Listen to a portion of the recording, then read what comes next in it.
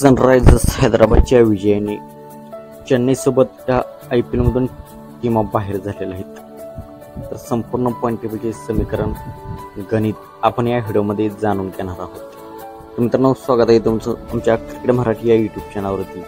या चॅनलवर आपण क्रिकेटच्या मराठीतून अपडेट्स पाहत असतो। तर आपण चॅनलवरती नवीन असाल तर आमचा यूट्यूब चॅनल सबस्क्राईब करा। मित्रांनो, सनरायझर्स हैदराबादने चेन्नईला पराभूत केले आणि चेन्नईच्या मैदानावरती त्यांनी इतिहास घडवला आहे। चेन्नईच्या मैदानावरती सनरायझर्स हैदराबाद आतापर्यंत एकही सामना जिंकलेले नव्हते। हैदराबादने हा इतिहास रचलेला आहे। महेंद्रसिंग धोनी या टीमची या IPL मध्ये 7वी हार झालेली आहे आणि महेंद्रसिंग धोनीची टीम कॅल्क्युलेटरनुसार IPL मधून बाहेर पडलेली आहे आणि सनरायझर्स हैदराबाद। तर मित्रांनो, पॉईंट टेबलच्या टॉप 4 मध्ये जाण्यासाठी टीमांना 16 पॉईंटची आवश्यकता असते, 16 पॉईंटची गरज असते। परंतु चेन्नईचे सामने झाले आहेत 9। तर 9 सामन्यांपैकी चेन्नईने 7 सामन्यांमध्ये पराभव स्वीकारावा लागला आहे आणि 2 सामन्यांमध्ये फक्त चेन्नई सुपर किंग्सचा विजय झालेला आहे।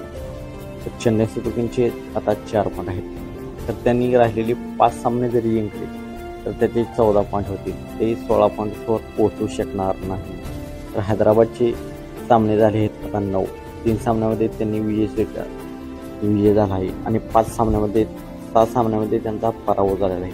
आता त्यांचे सामने शिल्लक आहेत 5। सर्व 5 सामने त्यांनी जिंकले तर ते टॉप 4 मध्ये जाऊ शकतील। तर चेन्नई सुपर किंग्स हे आणि राजस्थान रॉयल्स हे या IPL मधून टेक्निकली बाहेर पडलेले आहेत। त्यांचे आता 16 पॉईंट होणार नाहीत। चेन्नई सुपर किंग्स आणि राजस्थानची स्थिती एकच आहे। त्या दोघांनीही 9 सामने खेळले आहेत। 9 सामन्यापैकी 2 सामन्यामध्ये विजय आणि 7 सामन्यामध्ये त्यांना पराभवाचा सामना करावा लागला आहे आणि त्यांचे 4 पॉईंट आहेत। तर त्यांचे सामने दोन्ही टीमांचे अजून शिल्लक आहेत 5.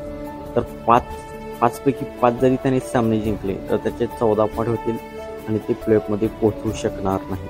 तर गुजरात, दिल्ली आणि रॉयल चॅलेंजर्स बेंगलोर यांचे 12 पॉईंट आहेत। नंतर मुंबई, पंजाब आणि लखनौ यांचे 10 पॉईंट आहेत।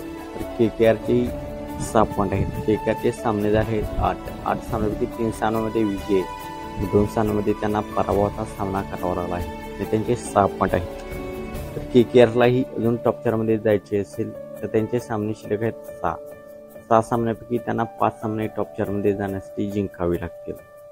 तर गुजरात, दिल्ली, RCB आणि मुंबई या 4 टीमा पॉईंट टेबलच्या टॉप 4 साठी दावेदार आहेत। नंतर पंजाब किंग्स आणि लखनौ या 6 टीमांमध्ये टॉप 4 साठी कोणत्या 4 टीमा जातील हे त्यांच्यासाठी दावेदार आहेत। तर Chennai super Kings, Rajasthan Royals हे IPL मधून बाहेर पडलेले आहेत। सनरायझर्स हैदराबाद आणि कोलकाता नाईट रायडर्स यांच्याकडे आता एक संधी असणार आहे। त्यांचंही एका सामन्यामध्ये पराभव त्यांना टॉप 4च्या बाहेर करू शकतो।